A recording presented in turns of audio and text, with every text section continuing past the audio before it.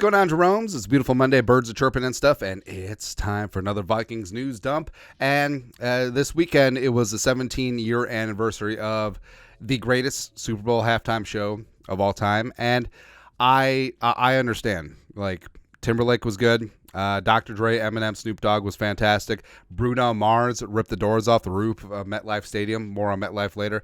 But it's Prince, and then it's everyone else. That's what it is, man. And I'll fully admit, so I will watch the Prince Super Bowl halftime show on average maybe like 3-4 times a month, just because. Here's the thing too, like Minnesota icon, yes. I didn't really grow up as a huge Prince fan. My parents were more into country. They're into both kinds of music, country and Western. But I began to really respect what Prince had done, mainly because they had a Prince song on the Batman soundtrack. You know, the first one with Jack Nicholson and Michael Keaton. Yeah, it was really good. So then got into Purple Rain, Darlin' Nikki, Raspberry Beret, I Would Die For You, which I think might be one of his more underrated songs. Actually, no, it's pretty well known. P-Word Control. Right, but the medley that he did.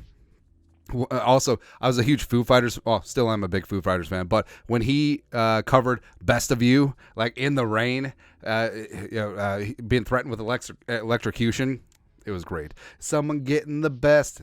It's awesome, man. So, Prince was truly one of a kind and a true legend, and don't throw that word around lightly unless we're talking tongue in cheek, like Vikings legendary backup quarterback Sean Mannion. But Prince was it, man. Everyone is chasing that high, and it was really cute of the Bears and the Colts to play a football game around the Prince concert, which is really great of them. Hard turn. So Dante Jones, who has been a part of the last two regimes. So he was DB coach under Zimmer. He left to be the defensive coordinator at LSU for a season, came back as DB coach for Kevin O'Connell, and now he's getting an opportunity to level up. Tom Pelissero, NFL Network, go. The Vikings interviewed Vikings DB coach Dante Jones for their defensive coordinator job per South. The interview took place last week in Mobile, where Jones impressed as a national team's defensive coordinator at the Senior Bowl. It was also a very cool thing, where at the Senior Bowl, both the American and the national teams, basically position coaches are coordinators were head coaches, and it was great to see. And, Durante, the DBs speak highly of him. Harrison Smith, Josh Metellus, Cam Beasley, and I do think that Jones deserves a little bit of credit for the way that Metellus and Bynum definitely progressed this year. Flores had a big part of it too. But position coach is a position coach, man. And also, getting Mekhi Blackmon up to speed. And the Giants, I feel like the Giants, they have talent on that side of the ball, but they just simply couldn't get it done this year. And Wink Martindale, obviously, he and didn't really see eye to eye. So, can Dante Jones get along with him? Can Dante? Hopefully they'll keep Andre Patterson, who's still D-line coach of the Giants. So they will be reunited there. But can Jones get on with Dayball and go from there?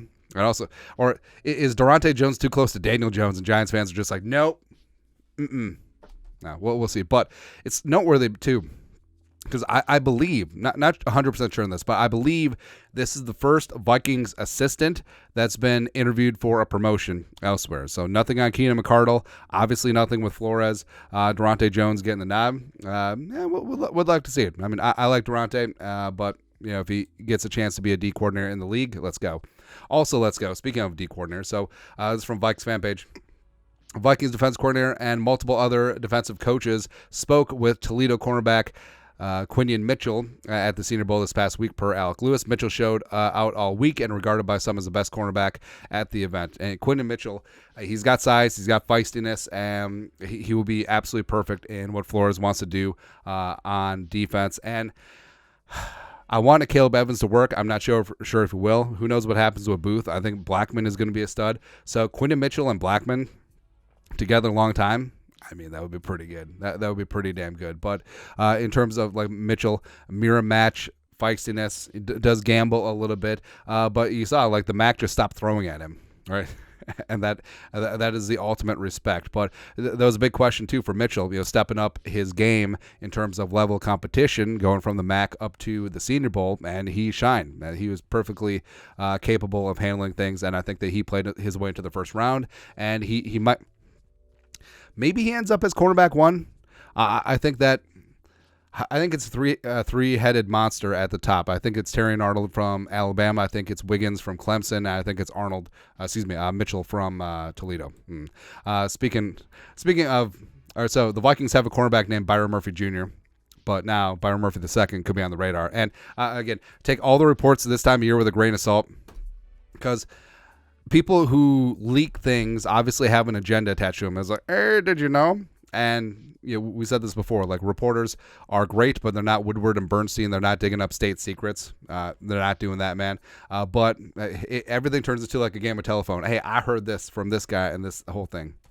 But the Vikings apparently have a lot of interest in Byron Murphy II, the defensive tackle from Texas. Well, they should. First off, he's fantastic. He might be, I would put Newton slightly ahead of him since they do play similarly. But, Murphy II and Newton, if either one of them go first, I wouldn't bat an eye.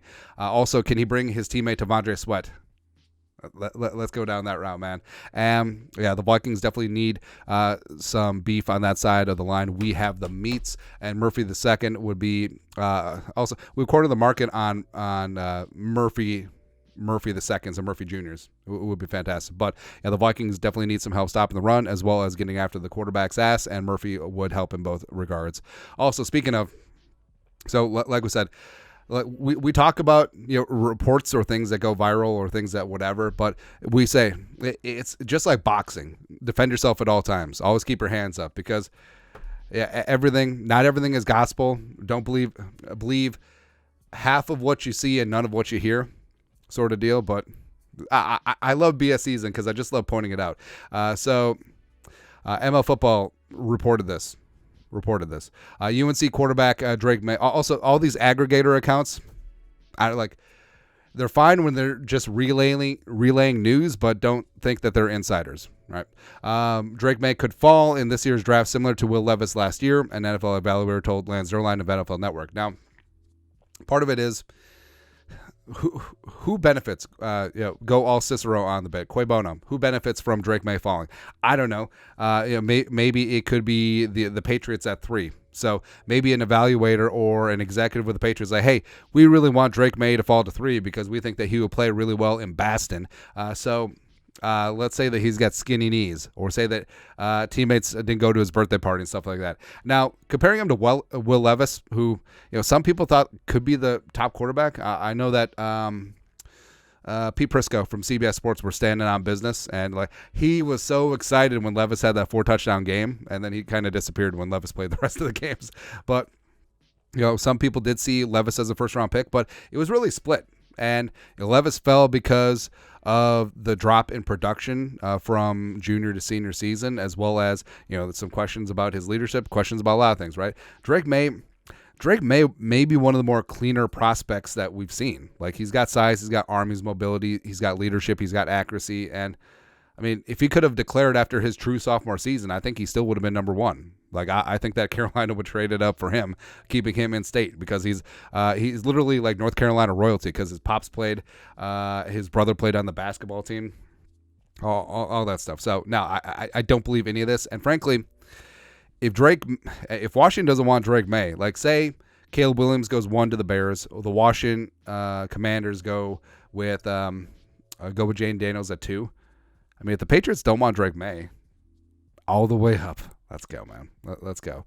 Speaking of let's go, so the Vikings, if Kirk is not back, and depending what happens with Daniil, that certainly can move some money around and be players in free agency. Cornerback is a position of need, and even though I like Quinton Mitchell, and it looks like Mekhi Blackman is going to be good, for whatever reason, the Vikings have had a very low hit rate when it comes to cornerbacks being drafted into the organization. Now, it could be part on scouting, it could be part on coaching and development, but either way, let's just get a guy who we know is good, and we know that could fit into the scheme. Jaylon Johnson is certainly one of them, but Jaylon, talk about free agency. My heart is in Chicago, but my mind is on money. which is probably the most honest statement I've ever seen. So big time respect there. And yeah, I mean, Chicago did sort of take a chance on him in the second round, where there's a lot of concerns about his shoulders and shoulder injuries coming in out of Utah, but he's stayed relatively healthy, and he's proven that he is that dude, a true shutdown cornerback on the outside, round the outside. And I mean, obviously he's got an affinity for the Bears and his teammates, and probably some of his coaches too. But I mean, money is money, and that's the unspoken rule about players too. Is like you don't talk about another guy's money because you don't want him talking about yours, right? And NFL stands for not for long, so get yours while you can. And go from there. And also, preferably, Jaylon, hey, we know you like the division, buddy. That's right. Come on up. We'll pay. We'll pay top dollar. Let's go.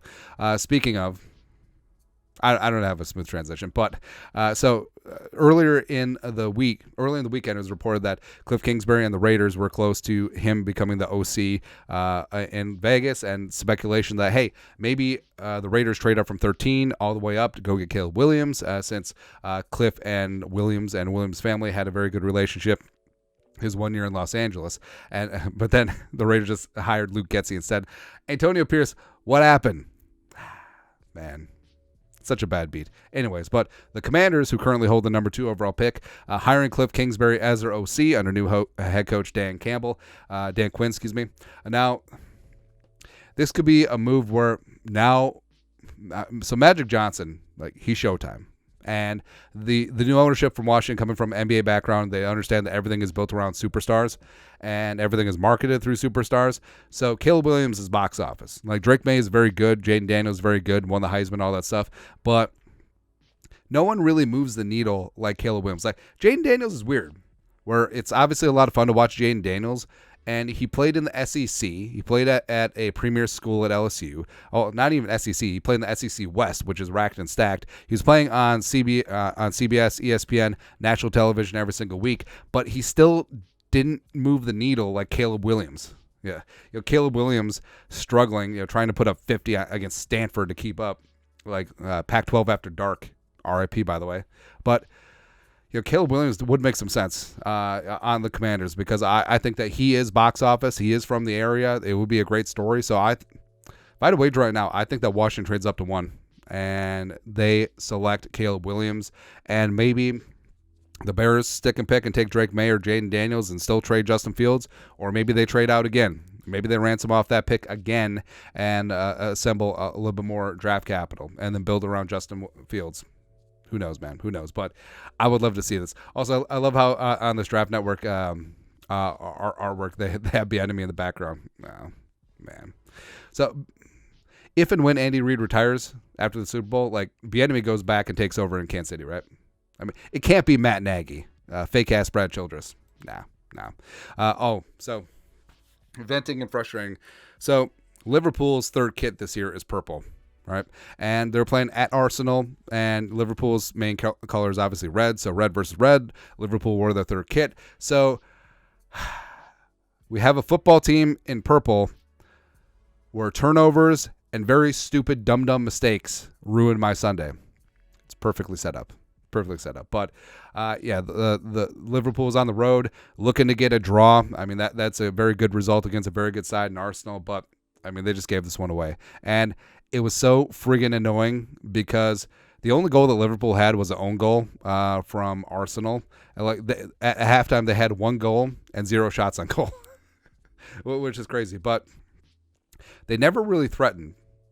And that's what it has to be like playing Liverpool, where the other team always has the ball. And that's the best defense. If you're always on offense, that's the best defense, man. And it was just so frustrating. There was no ball movement. Trent got subbed out after like 2/3 of the game. Mo Salah's injured, and it just didn't seem like there was any spark. Darwin Núñez is a space cadet.